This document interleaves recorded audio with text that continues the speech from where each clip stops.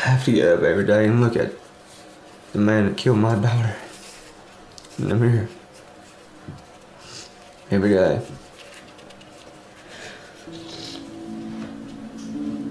Lexi was a spitfire, absolutely. She was a spitfire, but she was always, for the most part, she was a happy little baby. From being a little tiny girl all the way up until she got to toddling around, and then she started getting into everything. She got into everything. That girl would get into anything.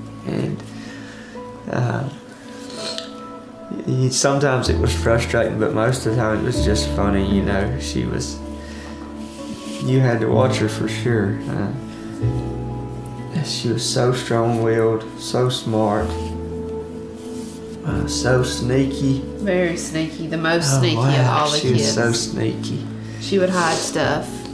She would go, and Addie's the only one that was big enough to have like play makeup. She would go in her room and get her play makeup out of her purses, and I'd make her put them up like high where Lexi couldn't get to them. But if Addie ever left them, Lexi knew about it.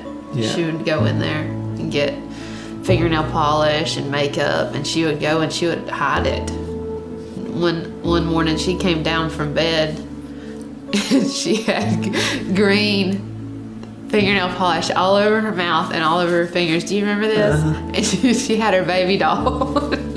Her baby doll had green lips and green fingernails too, where I guess she had hid out her bottle of fingernail polish under a pillow. When it was go time, the baby monitor was all clear. She got her makeup out and had her spa day. She was a spitfire. She was.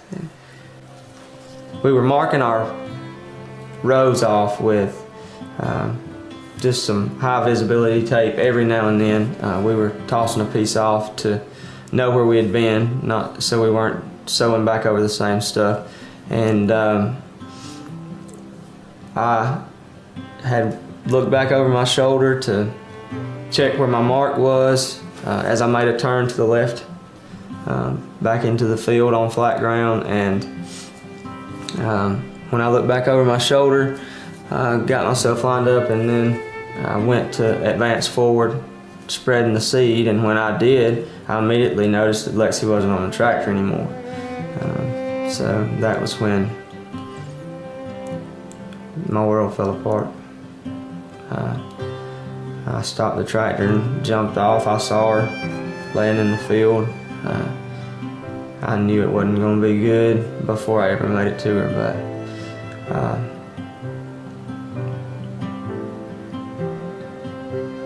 when I got to her, I knew she was gone.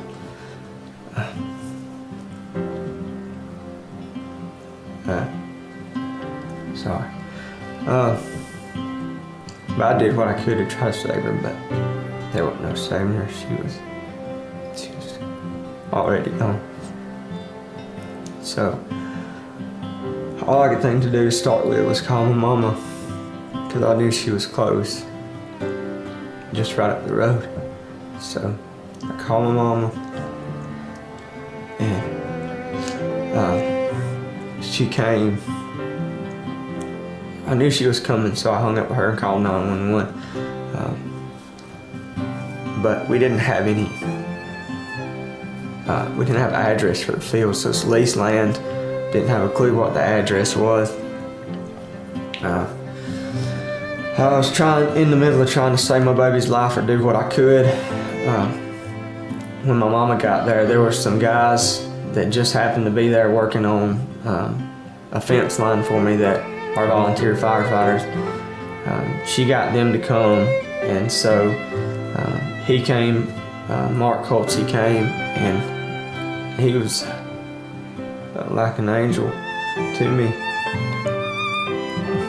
I was giving her CPR when he got there. He started doing that for me, so I didn't have to do it no more. And so I was here at home.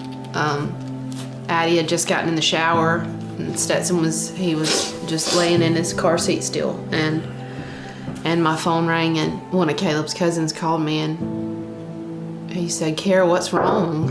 And I said, "What do you mean, what's wrong?" And I could tell in his voice that he was scared.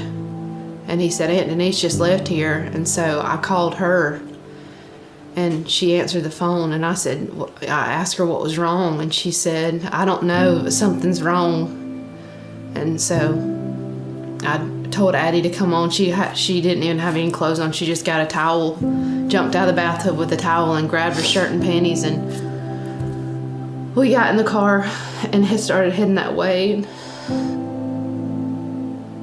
I was so scared that something had happened to Caleb. I prayed the whole way that he was okay.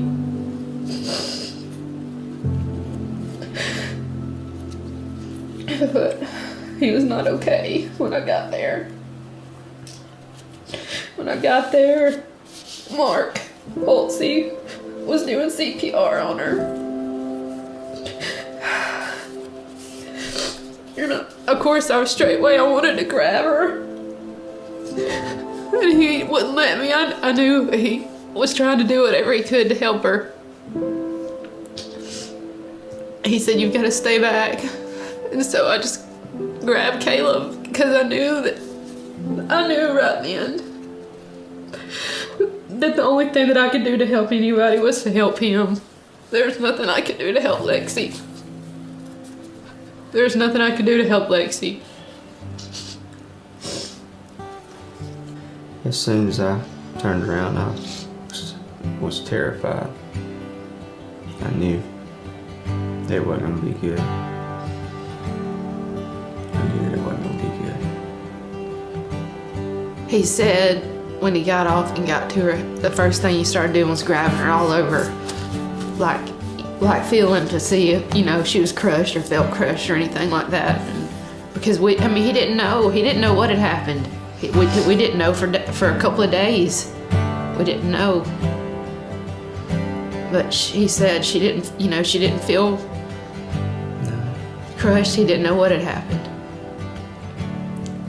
She didn't look hurt. She didn't look hurt. She just looked like she was asleep. When I got to her, that's why I just fell at her feet and tried to grab her legs, and Mark said, "No, you gotta stay back." And I just sat there and looked at her because she just looked like she was asleep. I didn't understand what had happened.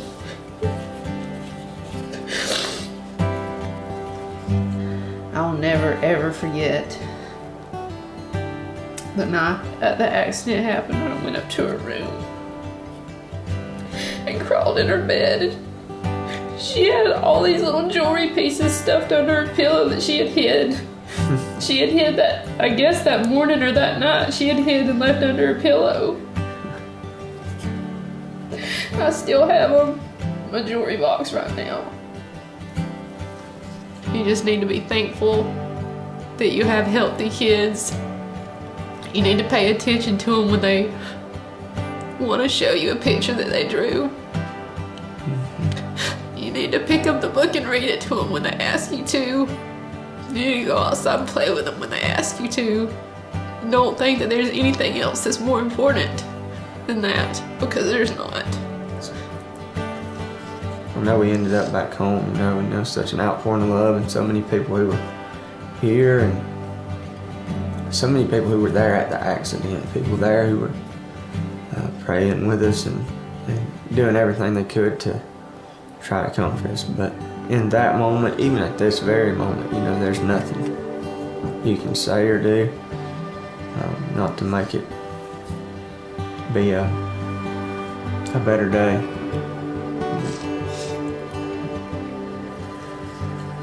Her laugh.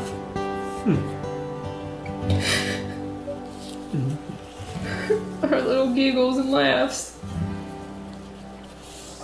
I just miss her. I just miss her.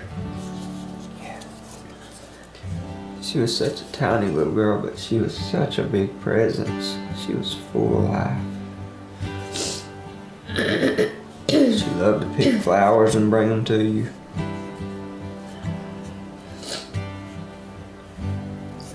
if she didn't go with me wherever I went, she would, almost every day, she would run to the door and say, Diddy.